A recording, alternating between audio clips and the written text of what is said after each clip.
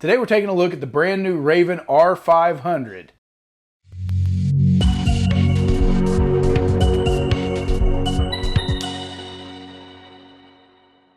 Welcome back to Mike's Archery's YouTube, and today we are taking a look at this brand new package from Ravin for 2022. It was actually introduced to us in 2021, but they had some production issues in getting these things in our hands.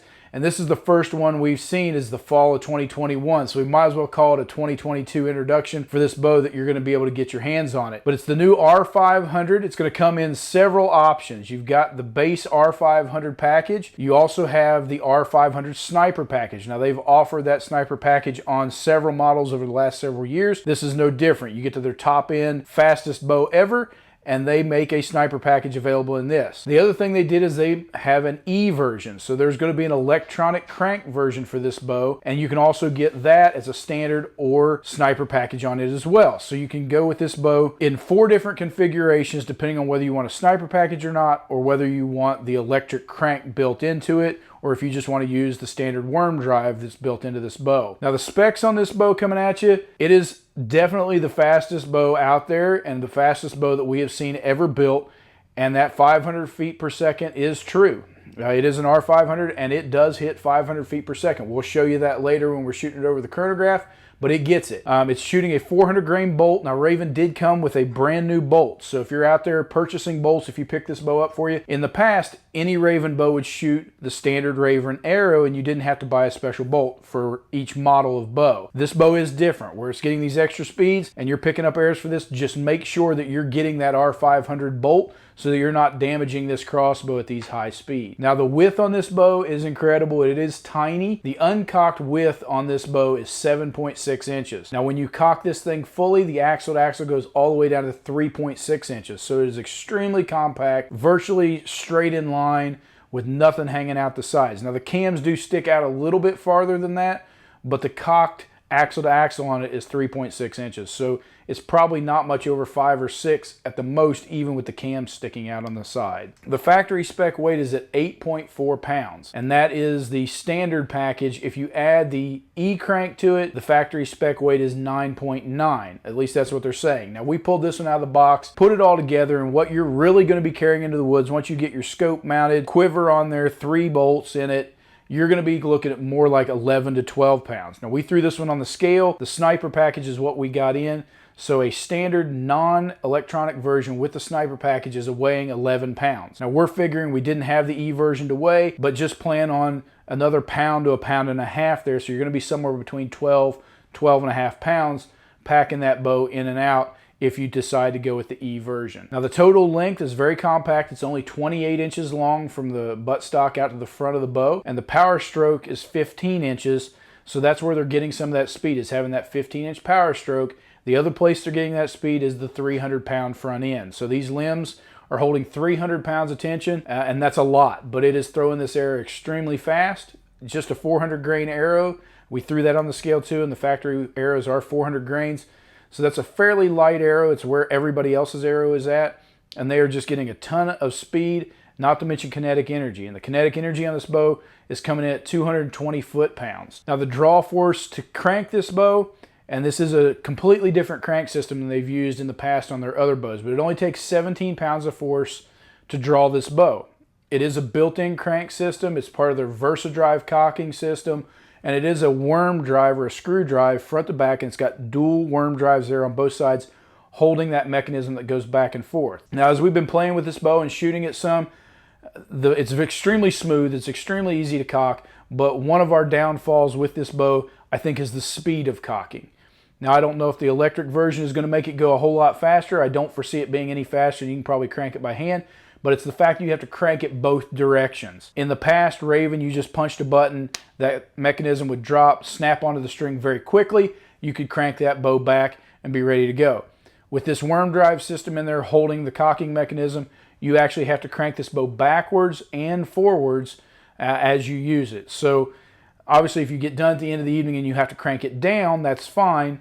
You're just going to have to crank it back the next time you go in the woods. But in a reloading situation, you're going to have to run that worm drive backwards and then forwards, and it's probably going to take you a good few minutes to get this bow cocked for a second shot or just if you're practicing in the yard. It's going to take a few minutes to run it forward and backward to be able to use that worm drive system. Now, they did change the cam system to the new HexCoil Cam System, and again, that's part of the reason they're getting these extra speeds out of it, is packing all that force into the draw force of these cams. We did notice the cam and the string and cable system on the cams is completely different. It's running 4 cables, but they're running 2 over the top of the rail and 2 underneath the rail where the arrow rides, and then a center mounted string on those cams. I'm sure it took some of the torque issues out of the limbs, and it looks like it's going to be an easier cable system to work on. If you do have to take this into a shop to have it worked on or something goes wrong, it does look like the cable and string system is going to be a little easier to work on than some of the older models from Ravin that they've had in the past. Now, one of the other nice features that we noticed about the new VersaDrive Cocking System is that you have the ability to stop at any point in the draw. In the past, if that cocking handle got away from you, it would, rip your arm off, break your fingers. It was a dangerous situation. You want to make sure you stayed a hold of that at all times. They even put a wrist strap on most of those in the past. This new system, you can stop at any point. So if you're halfway back and you stop, it's going to hold it at halfway. You can also decock it.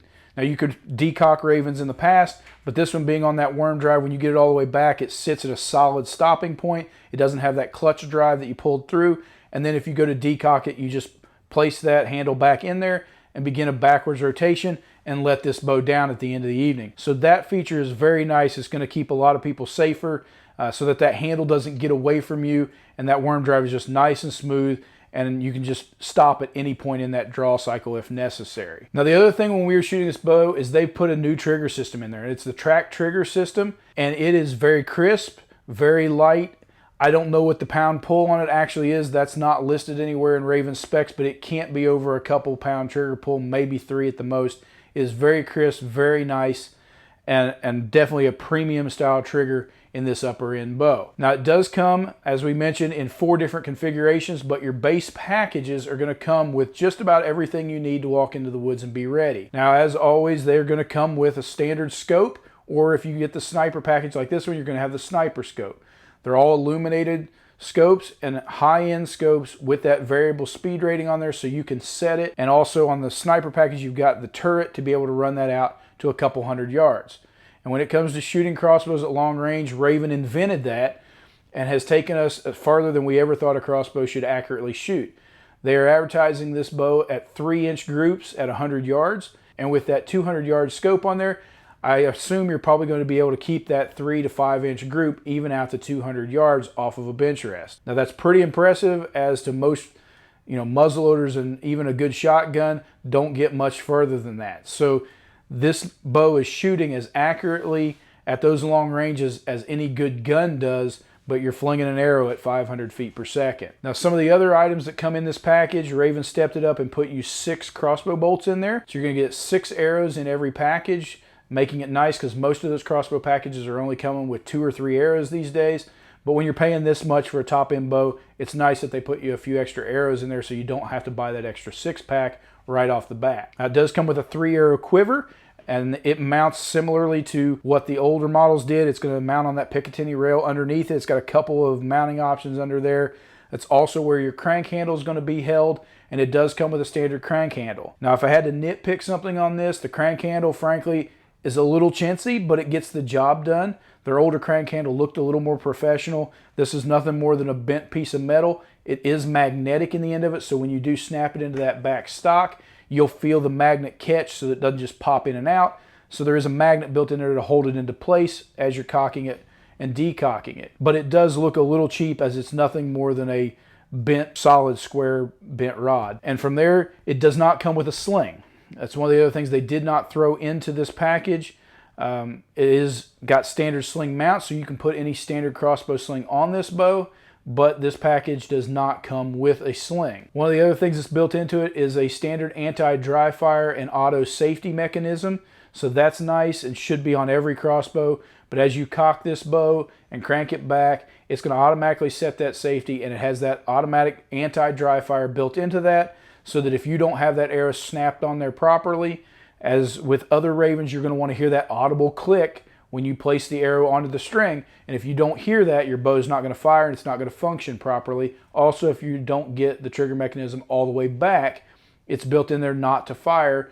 And it's just a nice safety precaution so that you can't dry fire this bow. Because frankly, the amount of pressure that's on this bow, if things go bad, they're going to go really bad, and it's going to be a lot of force coming at you if anything comes off of this bow. Now the price point on this bow, depending on which model you get, if you get the base entry R500 with the standard scope model, this is going to be a $3,000 retail package, $29.99. Now if you jump that up to the sniper package, which you see here, with the better scope and all the extras there that come with the sniper issue, you're going to be $3,399, so a $3,400 package. Now, if you're the person that wants that electronic cocking device, and it's going to mount right here underneath the stock on any of the models, and you can add that afterwards if you get this model and you decide you want that E-crank, it is sold separately, so you can mount that onto any of them if you don't purchase it right off the bat. You're going to jump to $33.49 for the E package. And if you do the E package with a sniper scope, you're at $37.49. So it is one of the most expensive crossbows we've seen on the market, but they've packed a ton of new technology and most certainly the fastest bow we've ever seen. Now from here, we're going to step over to the range, shoot this bow over the Chrono just to show you that it is truly getting that 500 feet per second. We're also going to give a noise rating on this. As usual, most crossbows are fairly noisy, and we're going to see what kind of noise rating that the R500 puts up, and just kind of give you the overall feel of this bow and balance of how it shoots. So we've stepped over here to the range, and we've taken a few shots of this bow. We're going to run it over the chronograph and see what kind of noise rating and speed rating this bow puts up. Now you do have to, when loading this crossbow, you got to make sure that you hear that audible click for that knock in the back end, because it will not fire without that. It's part of the anti-dry fire system, and you just want to make sure that that knock is fully seated, and you will hear that click when you do. So let's just see what kind of number this thing puts up and see if they're telling the truth on the speeds.